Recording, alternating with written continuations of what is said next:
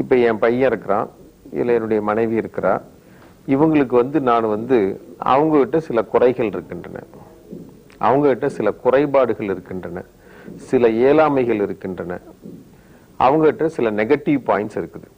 இந்த நெகட்டிவ் பாயிண்ட்லாம் நான் என்ன பண்ணணும், நான் தெரிஞ்சு வச்சிருக்கிறேன், அதை அவங்களுக்கு நான் தெரியப்படுத்தணும். அதாவது என்கிட்ட இருக்கிற வீக்னஸை எனக்கு தெரிஞ்சிருந்துச்சுன்னா அதுக்கு பேர் என்னுடைய பலம்.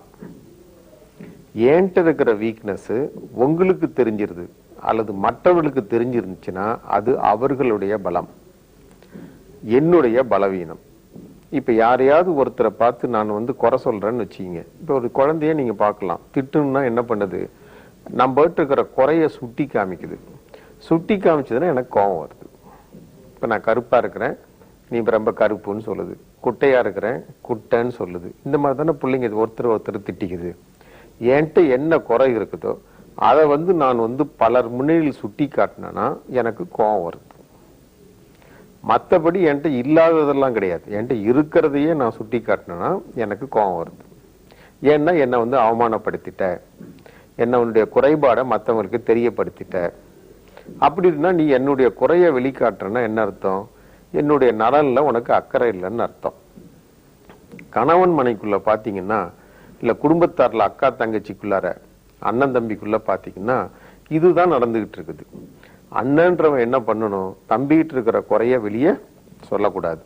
அவன் தம்பிகிட்ட சொல்லலாம், தனியா கூப்பிட்டு உன்கிட்ட இந்த மாதிரி குறை இருக்குப்பா, இதனால உனக்கு சில பாதிப்புகள் வரும், இந்த குறை வெளியே தெரியாம பாத்துக்கோ அப்படின்னு சொன்னா தம்பிக்கு அண்ணன் மேல ஒரு மரியாதை வரும். தம்பிக்கு அண்ணன் மேல மரியாதை வரும்போது அண்ணனுக்கு தம்பி மேல ஒரு பாசம் வருது, அக்கறை வருது, நம்ம மேல அக்கறை உள்ளவர்னு தெரியுது. அதை விட்டுட்டு யாரு முன்னிலையாவது பார்க்கலாம், சில குடும்பங்கள்ல அவன் ஃப்ரெண்ட்ஸ் முன்னால இவனை பத்தி சொல்லிட்டு இருப்பான், இவன் ஃப்ரெண்ட்ஸ் முன்னால அவனை பத்தி சொல்லிட்டு இருப்பான். இந்த குறைகளை சொல்லி காமிக்கும் போது நிச்சயமா என் மனசு புண்படத்தான் செய்யும். அதே மாதிரி என்ன ஆகுது அப்படின்னா, இந்த குறைகளை எதுக்காக சொல்றான்னா, இந்த குறைய உரைக்கிற மாதிரி சொன்னான்.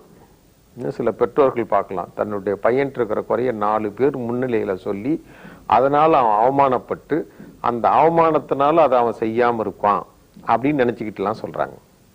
இந்த மாதிரி சொல்லும் போது என்ன பண்றான்னா, சுட்டி காட்டுதல், அவமானப்படுத்துதல், புண்படுத்துதல், காயம் ஏற்படுத்துதல், இந்த மாதிரி பண்ணும்போது என்ன ஆகுது, எனக்குள்ள ஒரு வடு உருவாயிடுது.